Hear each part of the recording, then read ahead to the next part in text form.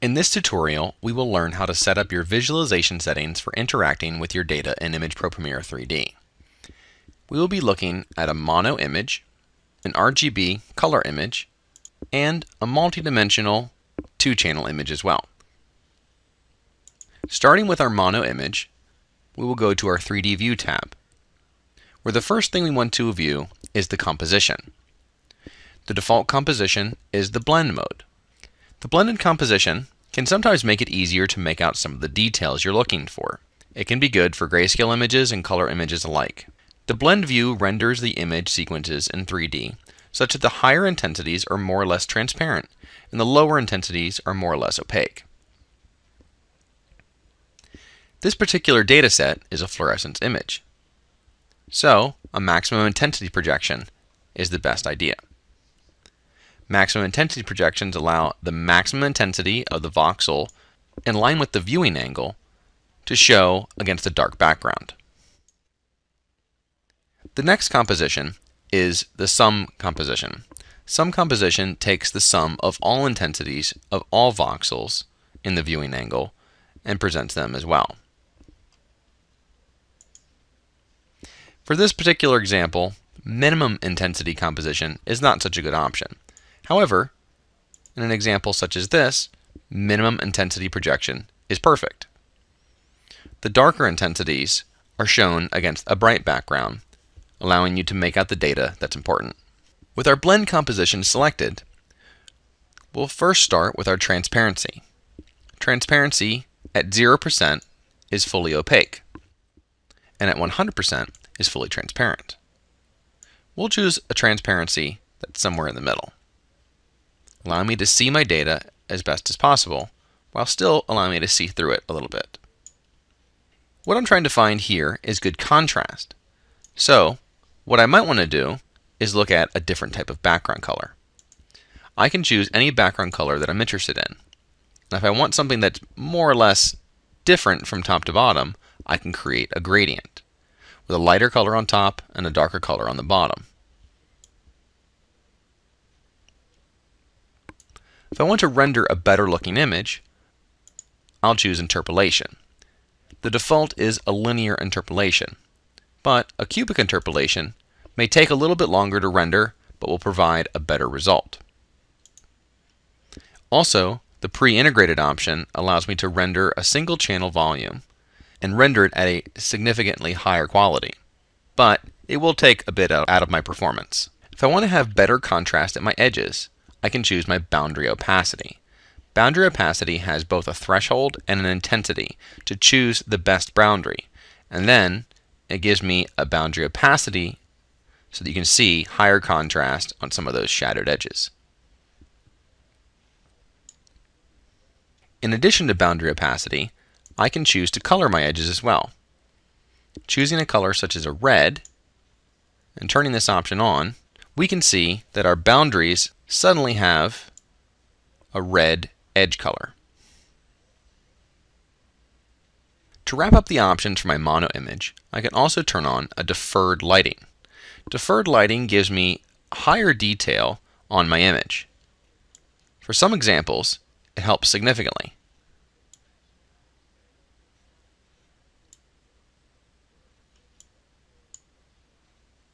You can see here that the detail in my image becomes much higher with deferred lighting. And if I turn on some of my speed settings or my quality settings, I can get some significant differences as I'm moving my image. This particular example has a low quality, low resolution image as I move it, and as I let go, produces the high quality resolution. This is to help and save in some of my graphics processing power. Now, I've been looking at a mono image and seeing some of the details that we have here, but we'll want to also look at our color image. One thing that you'll notice when we open a color image is that the panel on the right will change quite significantly. Here in my maximum intensity view on my 3D View tab, I'm looking at the brightest intensities against a dark background. If I want to adjust these intensities, the best place to go is the panel that I've just mentioned. This panel gives me all the channels displayed as both a spread and opacity, and each individual channel with its own options below. Because this is an RGB color image, I get red, green, and blue as my channel names. If I want to adjust all of them simultaneously, I choose from the All Channels display. I choose from my spread, which is basically my histogram, allowing me to choose 0 to 255 with black to white being my spread. If I want to adjust my spread so that my display range is different from the one I have here, I put my mouse over the number and I can either type in a number or I can adjust it with the slider. Once I define my display range, or also known as my spread, I can also then adjust my opacity. The opacity will work within the spread and will then show the pixels with either a transparency or an opacity. This is for all channels at one time, which I can always reset or run a best fit on. However, I can also do this for each channel individually, allowing me to choose the red, green, or blue and show it as opaque or transparent. If I don't want to see the channel at all, I can always click on the eye to turn off the channel. However, I can also click the stoplight, which turns on blinking mode. Now, because I have 3 different channels, it's very important to know how each of the channels are being mixed together to give me the view that I see. At the very top is a button that will allow you to combine the channels at voxel locations in either a maximum intensity, minimum, or blended. And this will affect the opacity of each of the channels and how they interact with each other. In many cases, the blend will look very nice. However, in this example, the maximum is a good choice.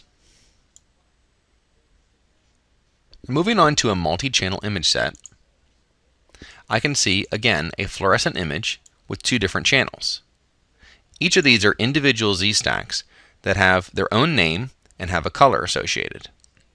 I can open each of these channels, and instead of choosing a color, I can actually choose the wavelength that was used to capture. If I need to change the wavelength, I can do that in this location. The multi-channel image set behaves very similar to the RGB image set.